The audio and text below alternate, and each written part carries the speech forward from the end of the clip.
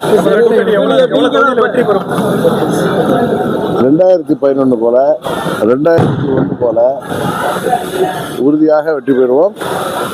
200 தொகுதிகளுக்கு மேல் உறுதியாக வெற்றி பெறுவோம். நீங்களும் எடப்பாடி பழனிசாமி ஒரே மேடையில பிரச்சாரம் பண்ணுவீங்களா? ஒரே கூட்டணியில் இருக்கிற தலைவர்கள் எல்லாம் ஒரே மேடையில பிரச்சாரம் பண்ணதானே செய்வோம். இது என்ன பெரியவர் நீங்க கேட்கிற கேள்வி? அது மாதிரி இன்னும் கூட்டணியில எத்தனை தொகுதி எங்களுக்கு வேணும்னு நாங்க இன்னும் அந்த நிலையெல்லாம் இன்னும் வரல. இது மாதிரிதான் இன்னும் சில கட்சிகள் எங்கள் கூட்டணிக்கு வர வேண்டியிருக்கு. அதெல்லாம் முடிவுக்கு வந்த பிறகுதான் நாங்கள் சுமூகமாக தொகுதி பங்கீடு, எந்தெந்த தொகுதி நீங்கள் கேட்ட மாதிரி டெல்டாவில் எந்தெந்த தொகுதி என்பதெல்லாம் உறுதிப்படுத்தப்பட்ட பிறகு உங்களுக்கு தெரிய வரும். பாபநாசத்தில் அமமுக 234 தொகுதியிலேயே எங்களுக்கு சரியான வேட்பாளர்கள் இருக்கிறாங்க, அண்ணன் ரங்கசாமி அண்ணன் போல. அதனால நாங்கள் கூட்டணிங்கிறதுக்கு ஒரு கூட்டணி தர்மம் இருக்கு. எல்லா கட்சிகளும் போட்டியிடணும். கரெக்டா? அதிமுக போட்டியிடணும், பாஜக போட்டியிடணும், பாமக போட்டியிடணும், அமமுக போட்டியிடணும், இன்னும் தமிழ் மாநில காங்கிரஸ் போட்டியிடணும், நண்பர் ஜான் பாண்டியன் போட்டியிடணும், ஏசிஎஸ் அவர்கள் போட்டியிடணும். இது போல பல கட்சிகள் இருக்கு. நான் இன்னும் பெயர் சொல்லாத கட்சிகள்லாம் இன்னும் கட்சிகள் எங்கள் கூட்டணிக்கு வந்து இன்னும் எங்கள் கூட்டணி இறுதி வடிவம் பெற்ற பிறகு உறுதியாக சுமூகமாக தொகுதி பங்கீடு நடைபெற்று இந்த தேர்தலில் நாங்கள் மாபெரும் வெற்றி பெறுவோம். இப்போ திமுக கூட்டணி அவங்க என்ன சொல்றாங்க அதை பத்தி கேட்கவே மாட்டேங்கிறீங்க. நீங்க நிற்பீங்களா, இங்க அவர் நிற்பா, ஏன் இப்படி நீங்களும் சேர்ந்து இப்படி நம்ம ஊர்லயும் இப்படி இருக்கீங்களா? திமுக கூட்டணி வலுவான கூட்டணி, நாங்கள் 10 ஆண்டுகளாக இருக்கோம், கொள்கை கூட்டணி எல்லாம் கதை விட்டுட்டு இருக்காங்க. அன்னைக்கு பாராளுமன்ற உறுப்பினர் கார்த்திக் சிதம்பரம் என்ன சொல்றாரு? காங்கிரஸ் கட்சிக்கு சார்பாக குழு அமைத்து பல மாதங்கள் ஆகுது, இன்னும் திமுக சார்பாக குழுவே அமைக்கல அப்படிங்கிறாங்க. அங்க உள்ள குழப்பங்களும் அங்க அந்த கூட்டணி எல்லாம் கட்சிகள்லாம் நீடிக்குமாங்கிற நிலையே ஒரு திருசங்கு சொர்க்கத்தில் இருக்கிறப்ப நீங்க எங்க கூட்டணிக்கு அதை பார்ப்பீங்களா? ஒரே மேடையில் பிரச்சாரம் பண்ணுவீங்களா? ஒன்னா உட்காந்து சாப்பிடுவீங்களா? தோல்ல கை போட்டுக்குவீங்களா?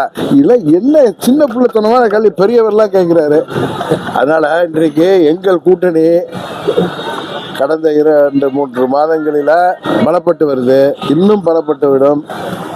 எந்த பிரச்சனை இல்லாமல் நாங்கள் சுமூகமாக கூட்டணியில் தொகுதி பங்கீடு எல்லாமே நடைபெற்று எல்லோரும் திருப்தியுடன் தேர்தலை சந்தித்து மாபெரும் வெற்றி பெறுவோம். ஆனால் திமுக கூட்டணி தான் இன்றைக்கு கொள்கை கூட்டணிங்கிறாங்க. ஒரே கொள்கை இருந்தால் ஒரே கட்சியாக இருக்கலாமே. இப்போ என்ன திமுகவுக்கு காங்கிரஸுக்கு ஒரே கொள்கையா? காங்கிரஸ் கட்சியை எதிர்த்து தானே திமுக உருவானுச்சு, அண்ணா அவர்கள் உருவாக்குறாங்க. அப்புறம் கம்யூனிஸ்ட் கட்சியும் காங்கிரஸ் கட்சிக்கும் ஒரே கூட்டணியா? கேரளாவில் காங்கிரஸும் கம்யூனிஸ்டுக்கும் நடக்கிற போர் தெரியும், ஜனநாயக போர். அதனால அவங்க சும்மா கதை விடுறாங்க. கேட்டா பாஜக ஒரு மதவாத கட்சி, இது மத சார்பற்ற கூட்டணி. மத சார்புன்னு சொல்றதே ஒரு மதவாதம் தானே. எப்படி நம்பிக்கைங்கிறதே ஒரு மூட நம்பிக்கைன்னு சொல்லி தனியா பிரிக்கிறோம்ல. நம்பிக்கைங்கிறத அதுக்கு என்ன அத்தாரிட்டி இருக்கு? அது மாதிரி மூட நம்பிக்கை மாதிரி தான் இந்த மத சார்புங்கிற வார்த்தைகளை அவர்கள் தவறாக மத சார்பற்ற, ஏன்னா அவர்கள் வந்து ஒரு மதத்திற்கு எதிராக தான் அவங்க பாதுகாவலர்னு சொல்லிட்டு ஏமாத்திட்டு தெரியுறாங்க. அதனால இந்த முறை இந்த மக்கள் விரோத தேர்தல் வாக்குறுதிகளை நிறைவேற்றாத, ஊழல் பெருக்கெடுத்து ஓடுகின்ற கஞ்சா மாடல் ஆட்சியாக, போதையில பள்ளி மாணவர்கள் நம்மளாம் கேள்விப்படாத அளவுக்கு அதிர்ச்சி அடைகிற அளவுக்கு பள்ளி மாணவர்கள் ஸ்கூல்லே கஞ்சா உபயோகிக்கிற அளவுக்கு இந்த ஆட்சியில சட்டம் ஒழுங்கு விட்டு போய் கிடக்கு. இன்னும் சொல்ல போனா தமிழ்நாடு ஒரு போதை மருந்து சந்தர்ப்பம்ல மார்க்கெட்டாகி போயிட்டு வெளிநாடுகளுக்கு கிளத்துற ஒரு துறைமுகம் போல இன்டர்நேஷனல் போர்ட்ஸ் மாதிரி ஆகி போயிட்டு இங்க காவல்துறையை சேர்ந்தவர்களே கஞ்சா விற்கிற அளவுக்கு இன்றைக்கு தமிழ்நாடு கொடி கட்டி பறக்குது. ஆனால் அமைச்சர் என்ன சொல்றாரு? 0 கஞ்சா அப்படிங்கிறாரு. இதெல்லாம் அந்த அளவு மக்களை ஏமாற்றுறாங்க. உங்களுக்கு தெரியும், நம்ம விவசாயிகள் எப்படி ஏமாற்றப்பட்டிருக்கிறார்கள், அரசு ஊழியர்கள், ஆசிரியர்கள், போக்குவரத்து தொழிலாளர்கள் என அனைத்து தரப்பு அரசு ஊழியர்கள், மருத்துவர்கள், செவிலியர்கள், பகுதி நேர ஆசிரியர் இன்னும் போராடிட்டு இருக்காங்க.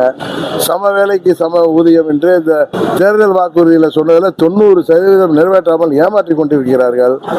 ஊழல் பெருக்கெடுத்து ஓடுகிறது. ஒரு குடும்பம் இந்த ஆட்சியை கையிலே வைத்துக்கொண்டு தமிழ்நாட்டை சுரண்டி பிழைக்கிறது.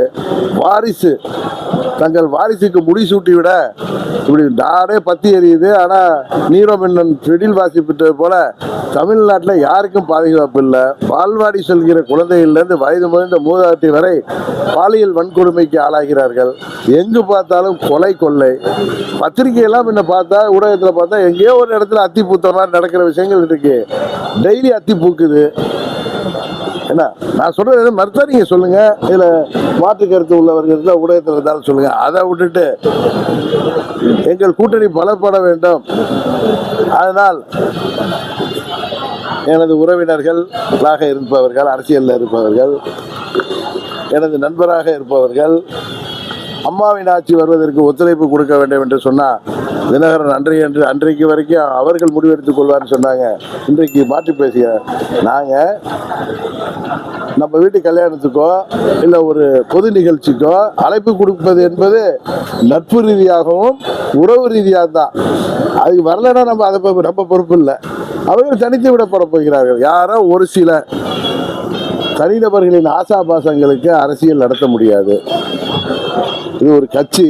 இப்போ அம்மா மக்கள் முன்னேற்ற கழகம் என்பது 9 ஆண்டுகளாக தமிழ்நாடு முழுவதும் கிளைகள் அமைப்பு, மற்ற 75 வருட கட்சி, 50 வருட கட்சிக்கு இணையாக கிளை அமைப்புகளை உள்ள கட்சி.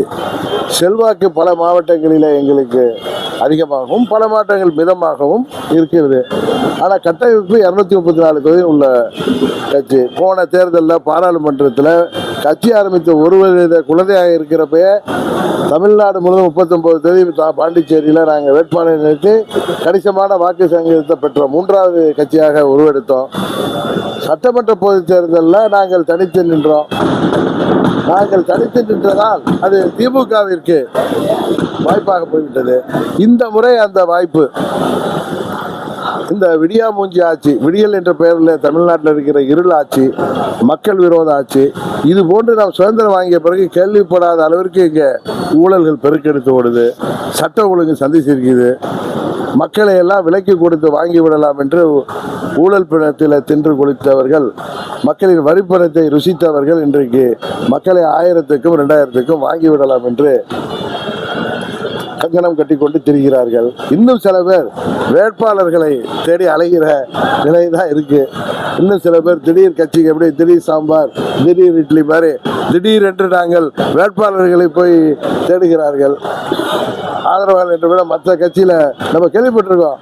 மற்ற கட்சி நிர்வாகிய தன் கட்சிக்கு சேர்த்து வேட்பாளர்களுக்கே மற்ற கட்சிக்கு ஆள் விடுவார்கள்.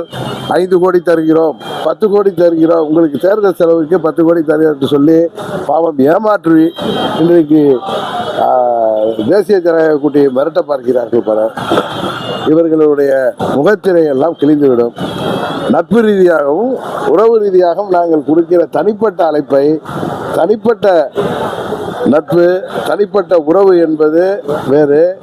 கட்சி என்று வரும் பொழுது உறவு நட்புக்கெல்லாம் இடமில்லை. ஏன்னா லட்சம் தொண்டர்கள் நம்மை நம்பி இருப்பவர்கள். எனக்காக பதவியை எல்லாம் தூக்கி எறிந்து விட்டு, நீங்க கூட கேட்டீங்க, அண்ணன் ரங்கசாமி போன்றவர்கள், இது போல பல பேர் மாவட்டங்களில் மாவட்ட செயலாளராக, ஒன்றிய செயலாளராக, ஒன்றிய நிர்வாகிகளாக, பல 23 அணி நிர்வாகிகளாக, கிளைக்கழகம் வரை நிர்வாக அமைப்போடு செயல்படுவர்கள். எல்லோருக்கும் போட்டியிட வேண்டும் என்கிற ஆசை இருக்கும். எந்த கட்சிக்குமே 234 தேதியிலையும் போட்டியிடுகின்ற வாய்ப்பு இருக்காது. அதுபோல எல்லாம் நல்ல அறிவு முதிர்ந்தவர்கள், அனுபவம் மிக்கவர்கள், அதை புரிந்து கொள்வார்கள். நடிகர் விஜய், அதனால நான் எதுக்கு எல்லாம் சொல்றேன்னா, நிறைய டிபேட்லாம் நடத்துறீங்க. என்னென்னமோ நிறுத்துறீங்க, ஏதோ வாக்கு வங்கியில் பிளவாலாம் கேட்குறீங்க. எந்த பிளவும் கிடையாது. மக்கள் எல்லாரையும் பார்த்து கொண்டிருக்கிறார்கள். குறிப்பாக டெல்டா மற்றும் தென் தமிழக மக்கள் அரசியல் விழிப்புணர்வு மிக்கவர்கள். உங்களுக்கு தெரியும், அவர்கள் யாரோடைய மிரட்டலுக்கோ திடீர் சாம்பார் மாதிரி திடீர் வேட்பாளர்களை எல்லாம் அவர்கள் புறந்தள்ளி விடுவார்கள். தேசிய ஜனநாயக கூட்டணி, அனைத்து இந்திய அண்ணா திராவிட முன்னேற்ற கழக தலைமையில் அமைந்திருக்கிற இந்த கூட்டணி மாபெரும் வெற்றி பெறும். பல கேள்விகளுக்கு நான் பதில் சொல்லிட்டேன். பல ஊடகங்கள் நடந்த டுபாக்கூர் டிபேட்டுகளுக்கு பதில் சொல்லிட்டேன். தினகரன் அப்படி சொல்கிறாரே, ஒரு நட்பு ரீதியாக, ஒரு மரியாதை ரீதியாக, உறவு ரீதியாக வீணா போயிடக்கூடாதுன்னு நான் கூப்பிட்டா அதற்கே பயப்படுகிறார்கள். இன்னொன்று சொல்றேன், என்டிஏல உள்ள அதிமுக அவர்கள் நிலைப்பாட்டில் சரியா இருக்காங்க, பாஜக நிலைப்பாட்டில் சரியா இருக்கு, பாமக நிலைப்பாட்டில் சரி இருக்கு, தமிழ் மாநில காங்கிரஸ் அவர்கள் நிலைப்பாட்டில் சரியா இருக்காங்க, அம்மா மக்கள் முன்னேற்ற கழகம் எங்கள் நிலைப்பாட்டில் சரியா இருக்கும். ஏதோ நண்பா பழகியவர்கள், உறவினர்கள் என்ற முறையிலே அவர்கள் ஊரோடு ஒத்து வாழ வேண்டும். நாளைக்கு தனித்து விடப்பட்டு விடக்கூடாது, அவர்களுக்கு பழிச்சொல் வந்து விடக்கூடாது நல்ல எண்ணத்தில் நான் சொல்வதை எல்லாம் யாரோ ஒரு சிலர் வேறு மாதிரியாக நினைத்து கொண்டு திடீர் சாம்பார் போல, திடீர் இட்லி போல, ஜங்க் ஃபுட் மாதிரி இப்பெல்லாம் திடீர் உணவு மாதிரி கேண்டிடேட்டை தேடிக்கொண்டிருக்கிறார்கள். இதெல்லாம் பார்த்தா பரிதாபமாக இருக்கிறது. உண்மையில் அப்படிதான் சொல்ல முடியும்.